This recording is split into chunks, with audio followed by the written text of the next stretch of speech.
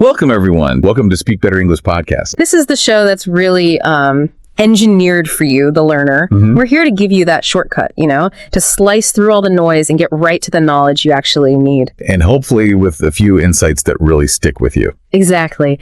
And today we're doing a deep dive that's, it's a little different. It is. It's very focused. We're not looking at a huge body of research. Instead, our source material is it's a title. Just a title, but it acts as this perfect blueprint for its own content. We're going to be doing a kind of a linguistic and strategic analysis of the intent that's baked right into the structure of that title. Right. So our mission today is to analyze the structure, the promises, and the really clear intent behind the material called Order Food, like a local simple restaurant English you can use today. That's a great title. It's so direct. And we're unpacking what that promise means for anyone learning English who just needs to get competent fast, especially in what can be a really high-stress situation. And to do that, we have to stick really, really strictly to the material's own topic, which is ordering food at the restaurant. So this isn't about general chit-chat. No, not at all. This is pure applied communication. It's about transactional language that's designed for one thing: immediate success. Okay, let's get into it. Our goal here is to really understand what kind of guarantees are packed into just those few words. Because if you're a learner and you're trying to get up to speed quickly, you absolutely need resources that respect your time. And your cognitive load. Exactly. So we need to dissect every single part of that title to see how it's engineered for, maximum effectiveness with minimum complication. Let's do it. All right. Let's start with what I think is the most ambitious part of the title, the big promise. Order food like a local.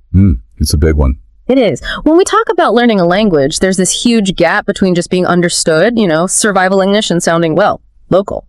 What is the gap that this phrase is promising to bridge for a non-native speaker? Well, what's so fascinating is that the title immediately sets the bar incredibly high. It's way beyond just basic functional communication. Right. Survival English gets you a plate of food. Survival English gets you the food, yes. But local competence gets you the food without friction, without that awkward pause. Ah, okay. Without friction. I like that. It's not just about saying the right words. It's about mastering the social rituals, the rhythm of the conversation, the speed of it all. It's about using the accepted idiomatic phrasing that just makes a transaction feel smooth. So it's promising a kind of cultural integration, but just inside this one very specific scenario. Exactly. The bounded scenario of the dining experience. I know exactly what you mean. The difference is something you can feel, especially in a busy restaurant where, everyone's short on time. A non-native speaker who's maybe focused on getting the grammar perfect might say something really formal and a bit wordy. Like, excuse me, I wonder if it would be possible for me to obtain a beverage, please? Perhaps a glass of water? And it's grammatically perfect. Absolutely nothing wrong with it. But the local speaker, who has automated this request over years, just says, "Could I get a water? Could I grab a water?" Or even, depending on the place, just water, please. The material is promising to give you insight into that efficiency, that naturalness. And this is key, the rhythm of speech that often means avoiding all those extra unnecessary words. And avoiding the filler words. That's the core pain point this title is aiming for, isn't it? When you're trying to build a sentence in your head under pressure. In a loud, bustling environment. Yes. There's this huge mental impulse to buy yourself time. So you fall back on all those little verbal crutches. Actually, perhaps, maybe, I think. It happens because you're translating in your head, or you're literally constructing the sentence piece by piece, and it just grinds everything to a halt. That tiny moment of hesitation, that reliance on a filler word, it immediately signals to the server that you're not fluent. And then they have to kind of shift gears. They slow down. Maybe they start speaking louder and the whole natural flow is broken. Whereas a local is efficient precisely because those phrases are already learned. They're automated. So if this material is going to deliver on that promise of sounding like a local, it has to teach the learner how to streamline their requests, how to cut out the linguistic noise and just be clear. The implication for you, the learner, is huge. You're looking for that edge that lets you just participate seamlessly. You want to avoid that awful feeling of being awkward or holding up the line. And being misunderstood. Yes. But hang on. I have to push back a little here. We've established that local means fluent. It means having that cultural rhythm. But doesn't being too efficient, like just barking, chicken sandwich or check please. Yeah. Doesn't that risk sounding rude? That is the crucial tension. It's a great question. How does the material balance being simple and direct with being polite enough to actually achieve that local competence? It has to be through very specific phraseological choices. This is where the source material's value really lies. In English, especially in these kinds of service settings, competence isn't about being overly formal.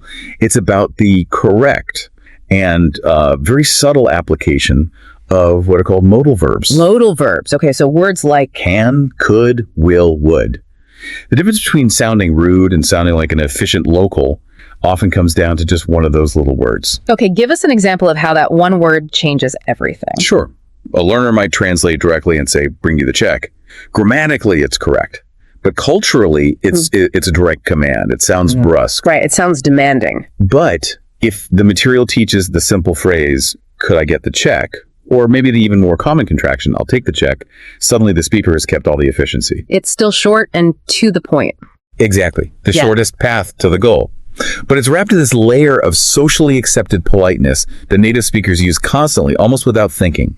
The material isn't teaching slang, it's teaching the specific linguistic packaging that these interactions require. So the source is essentially giving you a set of high utility scripts. And these scripts come preloaded with the right modal verbs, so you don't have to consciously worry about your tone or which word is more polite than another. Precisely. You're performing a transaction, and the material aims to make your performance feel automatic and socially calibrated. And that automation, that ability to just instantly deploy a full, polite, functional phrase, that's what sounding local really is. That's it. Locals don't sit and ponder how to ask for a refill. They use a phrase that's been established. It's an almost unconscious chunk of language.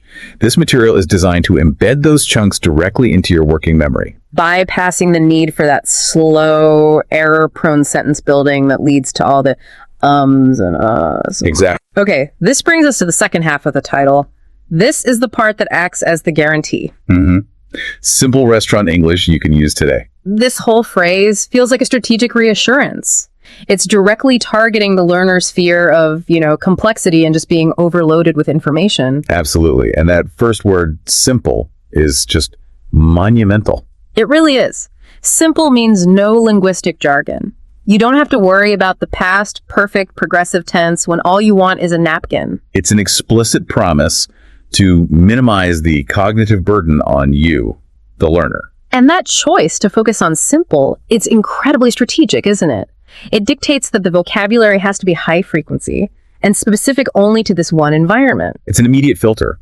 If the material suddenly starts talking about the complex etymology of French culinary terms on a menu, it's failed. It's broken its primary promise of simplicity. Right. The focus has to be on those high-impact functional words. Like you said, appetizer, entree, side, check. Words like modification or substitute. Exactly. And then you have the second part of the guarantee you can use today. Which is all about immediate utility. It suggests the phrases being taught are basically plug and play. Yes, they require little to no modification based on the context. You don't need to study for a week. The promise is that you can scan this material in the cab on the way to the restaurant and apply it the second you sit down. That idea of usability today is so important for keeping up your motivation when you're learning something new. Oh, absolutely. If the phrases are too complex, you'll naturally put off trying them. You'll wait until you feel ready, which can lead to a loss of confidence. But if the material gives you, say, 3 clear, effective ways to ask for a substitution, like, could I switch the fries for a salad? You could immediately go out and test one. And when it works, you get that little hit of success, that aha moment that fuels you to keep going. Okay, let's drill down into the mechanics of this. How does being simple actually help you deliver the words faster, especially when it's noisy? We can look at it through the lens of what you might call syllable economy and sentence frame design. Syllable economy, I like that. For you, the learner, speed, and clarity are tied to minimizing the effort, both mental and physical, that it takes to form the sentence. So a simple material will likely favor phrases built on very basic structures. Subject, verb, object. Using those modal verbs we talked about. Exactly. So instead of teaching you how to construct a sentence, it's teaching you a series of prefabricated low-syllable phrase chunks. Can you give me an example? Sure. Let's think about the 3 most useful modal verbs for ordering. You have I'll, as in I will, can I, and could I. Okay. All of them require very little mental calculation. The material will almost certainly favor the contraction, all, because it cuts the syllable count from 2 I will down to 1. I'll have the chicken. It's faster. It sounds more natural. It sounds less labored. And that simplification is what reduces the chance that you'll pause mid-sentence to search for the right word or the right level of formality. And that's the exact moment where the ums and ahs tend to breed. So the source is basically optimizing for performance under pressure. Completely. Yeah. It's the ultimate antidote to the typical language textbook that, teaches you how to discuss philosophy before it teaches you how to get a clean fork. This is pure functional, transactional language. It guarantees the shortest possible delay between thinking something and actually saying it. And that emphasis on constraint, simple restaurant English, it reinforces the need to avoid all that conversational filler. In a service transaction, any extra word is just noise. It's inefficiency. The source is promising you the tools to be concise and direct. Mirroring the kind of efficient communication the server needs from you too. Exactly. Okay, so now we have to drill down into the specific environment. The topic is so beautifully narrowly defined, ordering food at the restaurant. Why is this explicit focus on both the action and the setting so fundamental for the material to actually work? The setting is everything. Yeah. It's paramount, because it defines the entire linguistic ecosystem. A restaurant is a bounded environment. It has its own vocabulary, its own social scripts, and critically, very high interaction speeds. And it's a context where if you make a mistake or you hesitate for too long, there can be immediate real-world consequences. Absolutely. You get the wrong dish, Yeah. you get an ingredient you're allergic to, or you're left waiting 15 extra minutes just to pay your bill. And as any learner knows, restaurants have unique challenges you don't find in a quiet classroom. There's background noise, so you have to be clear. There's a menu, which means you have to make decisions quickly under pressure. And that dual focus on the action and the setting, it implies that the content has to be comprehensive. It has to cover the entire cycle of the dining experience, not just the single moment of placing an order. Right, so you're talking about Right. being greeted and seated. Greetings and seating, yes. Then asking questions about the menu clarifying ingredients, asking about specials, Then placing the actual order. then handling modifications or substitutions, dealing with problems. The food is cold, an item is missing, Yeah. and finally, managing the check and payment. That second stage you mentioned, asking menu questions, that has to be a huge source of anxiety for a learner. A massive one. If you hesitate when you're trying to ask, what are the specials? Or is this dish gluten-free? You immediately signal that you're having difficulty. The server has to slow down and you feel that sense of frustration with yourself. So the material must preempt those moments of hesitation. It has to give you the exact script you need to just execute it smoothly. And this is where that specificity is so powerful. Let's talk about the language for modifications. That's got to be one of the most complex things you have to communicate in a restaurant. It really is. You need a simple way to combine a polite request with a substitution or a deletion or an addition. And the generic English you learn in a standard course often just doesn't prepare you for that specific task. Not at all. So if I, as the learner, I want to substitute potatoes for a salad, my internal monologue is going crazy. I'm thinking, how do I say this politely? Is substitute the right word? Is it correct to say, can I have the salad instead of the potatoes? It's a lot to process. And the source material, just by its title, guarantees it will give you the simplest, most common solution. It will likely prioritize a phrase like, could I get a substitution, please? Salad instead of the potatoes. Or even simpler. Even simpler, no potatoes, just the salad, thanks. Yeah. The material has anticipated the structural need of that request, and it has provided the framework. It minimizes the amount of calculation you have to do in the moment. And that tight focus, that four-walled environment of the restaurant is the key to getting rid of those confidence-killing filler words we keep talking about. If you've rehearsed the vocabulary just for this setting, appetizer, entree, check, separate, refill, you don't have to stumble through, I'm trying to remember the word for R, the little dish we eat first. You bypass all of that. The language structure in this scenario is largely fixed. It's requests, confirmations, and polite commands. And that finite scope allows the material to maximize the usefulness of every single phrase it teaches you. So every piece of language you learn is immediately applicable. Immediately, within that very specific, very transactional environment. So let's talk about the shortest part of the description, the overlay. Order food. Yes, that linguistic brevity it's very instructive. It strips away everything else, the setting, the social aspect, and it focuses purely on the central goal. It's the elevator pitch for the entire thing, isn't it? It just reinforces the one single overriding purpose. Which is to achieve the objective, to get the meal efficiently. It's not chatting about food. It's not dining out socially. It's order food, period. And that brevity suggests the material has absolutely zero tolerance for fluff. No small talk with the server about the weather. No. It highlights the main verb, the central purpose, and it ensures that you, the learner, prioritize the absolute core communicative steps you need to complete the task. Which is so important for respecting the learner's time and, frankly, their energy. If your main goal is just to successfully order and pay, then every lesson has to serve that goal. And this simple overlay ensures the material stays lean. It stays purely functional. And from a linguistic standpoint, focusing on the verb order must reinforce that need for directness we talked about. It does. When you analyze the structure of a direct order, you find it minimizes all those introductory phrases. So instead of, well, I am considering the possibility of perhaps ordering the steak, The source promotes the most efficient path. I'll have the steak. The material implicitly understands that any of those extra hesitant words just detract from the core action. And this all connects back to the cognitive load. As the learner, you're often dealing with stress, with nervousness when you have to speak English in public. So you gain this immense value because the source material, by its very title, guarantees structure. It guarantees directness.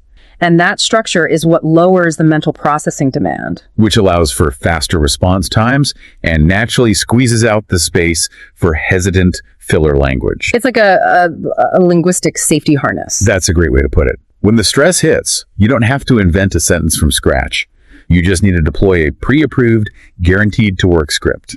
The overlay ensures that efficiency and success are the only things that matter. This is not the time for poetry. It's the time for prose that works. So we can pretty much deduce that the sources will be organized by scenario, like you said. Almost certainly getting the table, asking menu questions, modifications, handling problems, paying the bill. And each of those sections will probably just offer 3 to 5 super high utility phrases that are designed to be used instantly. Ensuring you sound both effective and, critically, like a local. It is just incredible how much we've been able to pull from just a title and a topic. The title itself really is a perfect roadmap for the learning material. It's an instructional design document in miniature. Yes. It promises minimal theory, maximum utility. It tells you exactly what you're going to get, functional scripts for dining, and maybe more importantly, what you won't get. No confusing grammar exercises. No irrelevant vocabulary lists. And that level of extreme specificity is probably the most valuable thing for this kind of language learning. It creates a defined sandbox. A bandbox. I love that analogy. It's a restricted environment where you can build real competence and confidence without being distracted by, general grammar rules or words that won't be relevant for weeks. The biggest fear for any learner is scope creep, right? You buy a simple guide to ordering coffee, and suddenly you're reading about the history of coffee cultivation in South America. Right. This title guarantees it will stick to the functional objective, the successful transaction. And the power of that tight focus is psychological too, not just linguistic. Oh, absolutely. Right. By constraining the vocabulary and the grammar to just the restaurant, the material forces you to encounter and use the same high-frequency phrases over and over again. And that repetition is the engine of what you called automaticity. Yes. Automaticity. Can we define that really clearly for the learner? What does that actually feel like? Automaticity in language is, well, it's like driving a car or tying your shoes. After a while, you don't consciously think about the sequence of actions anymore. The response is it's instantaneous. So when you achieve linguistic automaticity with a phrase like, could I get a refill? Your brain isn't debating modal verbs. It's not thinking about word order. The phrase just comes out whole. And that ability to speak without deliberating internally is the very essence of sounding local. Because it completely eliminates that mental gap where the filler words and the hesitation tend to creep in. Precisely. So the value proposition is crystal clear. High impact learning in a small, controllable, repeatable domain. And if you can master the transactional language in a restaurant, that confidence is incredibly transferable to other simple service settings. Like a coffee shop or a ticket booth or the grocery store checkout. It's all about getting those early observable successes. The defined limits of the material ensure that you, the learner, experience those early wins. And that reinforces the belief that you can speak English effectively even under pressure. So the goal is to maximize the ratio of simple phrases learned to successful real-world interactions. Exactly right. And this brings us right back to you, the learner. This material, as we've analyzed it, isn't designed to turn you into a linguist. It's designed to turn you into a confident, effective customer. It's built to deliver those aha moments by simplifying what can feel like a really intimidating social interaction. When we look at a phrase like simple restaurant English, it feels like a very direct, an empathetic recognition of the genuine mental load a non-native speaker is under. It is. Every moment you spend calculating in your head just increases your stress. So by providing these simple prepackaged script chunks, these automated phrases, the material takes the burden of composing the sentence completely off your shoulders. It's the difference between being passive, nervously pointing at a menu item and just hoping the server understands, and becoming an active, confident participant. Someone who is capable of asking detailed questions, managing changes to their order, and handling any problems with clarity. And this is so crucial for avoiding the common pitfalls of speaking when you're stressed. When you get nervous, you forget all the complex vocabulary you learned last week. You revert back to the most basic communication you can manage, and that's often filled with pauses and filler words. So this source anticipates that. It anticipates that mental regression, and it provides the highest impact, simplest language you need to stay effective, even when the pressure's on. So the real goal of Simple Restaurant English isn't just about simple grammar. It's about simplicity of performance. Making sure the phrases are short enough, common enough, and structured well enough that you can deliver them confidently. Which in turn reduces the temptation to add any of that extra hesitant language. If the material is teaching efficiency, it's teaching you to use concise, direct communication. Communication acts that reduce ambiguity, that eliminate the mental space where ambiguity and filler usually live. Phrases like, "Check, please. I'll have the soup. Can I pay now?" That directness, wrapped in that thin layer of politeness from the modal verbs, is paradoxically the key to sounding local and fluent in a service It transaction. means you sound like you're focused on the objective, not like you're struggling with the language itself. So this deep dive into just a single title and topic has been incredibly illuminating. It really has. We've established that the source material, Order Food Like a Local Simple Restaurant English You Can Use Today, is really defined by a strict set of commitments. It's about clarity, efficiency, and cultural proficiency. All confined to the immediate, high-stakes environment of the restaurant. It promises a fast track to confidence by focusing only on those high-utility, low-complexity chunks of language. Ensuring that you, the learner, can deploy them automatically. The strategic avoidance of complexity isn't a limitation, it's a deliberate tool. It's designed to promote fluency and to virtually eliminate that need for the hesitant filler language that just kills your confidence. It's a masterclass in respecting your time and your cognitive resources. It guarantees competence in a specific social setting, and it proves that sometimes less complexity actually equals more confidence. And that leads us to our final provocative thought for you to consider as you finish this dive with us. If the explicit goal of this material is to make you sound like a local, which we often think of as being nuanced and culturally fluent, how does it achieve that by deliberately prioritizing simple vocabulary? That's a great question. Does focusing on the simplest, most functional language actually increase your communication effectiveness in a place like a restaurant rather than limiting it?